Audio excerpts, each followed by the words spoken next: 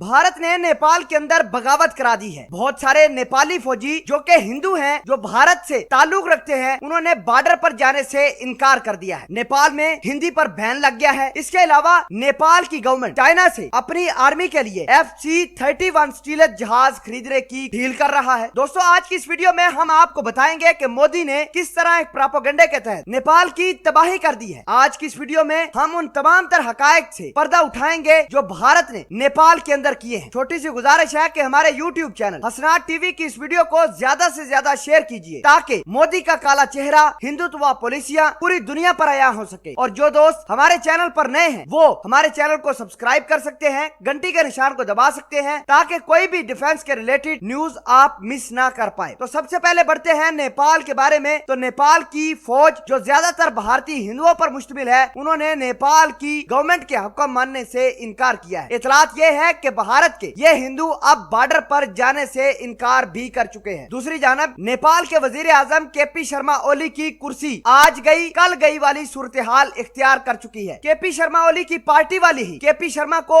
इस्तीफा देने की कह रहे हैं। दूसरी जानब नेपाल का जो भी मिनिस्टर या जो भी रिप्रेजेंटेटिव भारत की सपोर्ट करता है, नेपाल की गवर्नमेंट उसको उखाड़ कर बाहर फेंकती है। हालात इस कदर खराब हो चुके हैं कि चीनी एम्बेसडर हाओ यानकी ने लगातार नेपाल के वजीर आजम KP शर्मा ओली के साथ मुलाकात करके उनकी कुर्सी बचाने की सरतोड़ कोशिशें करवा रही हैं और कह रही हैं कि आपस में एकजुट रहो वरना पार्टी को नुकसान होगा। KP शर्मा ओली की गवर्नमेंट भी जाएगी, कुर्सी भी जाएगी और नेपाल भारत के हाथों में भी जा सकता है। दूसरी जानब नेपाल के हिंदुओं ने नेपाल की गवर्नमेंट और चाइना के इंटरफेरेंस के खिलाफ बगावत कर दी है। बहुत सारे कांग्रेस के लोग, कांग्रेस के स्टूडेंट्स सड़कों पर आकर सड़कें ब्लॉक कर चुके हैं। नेपाल की इकोनॉमी का बेड़ा गर्क हो गया है। और इसके अलावा बड़ी डेवलपमेंट यह है कि भारत के अंदर जो गोरख रेजिमेंट है, जो 45 से 50 हजार फौजियों पर मुश्तमिल है, जिनका ताल्लुक, जिनकी लॉयल्टी नेपाल के साथ है, भारत ने उन फौजियों को नुकसान पहुंचाना शुरू कर दिया है। उन फौजियों के ऊपर जहरीली गैस तक का इस्तेमाल किया जा रहा है। उनके ऊपर तरह तरह के जुल्म ढाए जा रहे हैं। उनकी तनख्वाह तक रोक दी गई है और धमकी दी है कि अगर उन्होंने किसी किस्म की कोई बगावत करने की कोशिश की तो उनको